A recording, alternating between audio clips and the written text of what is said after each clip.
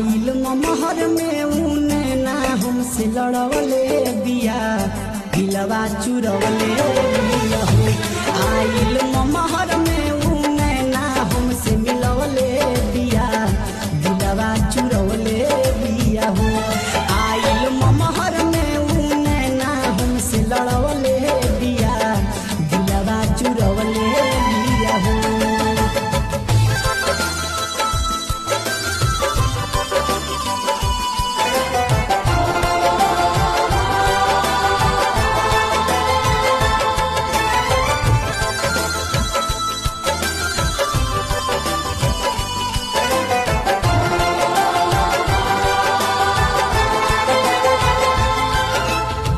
पहिला नजर में हमके पागल बनवला अजब अंदाज तो आपन देखवला।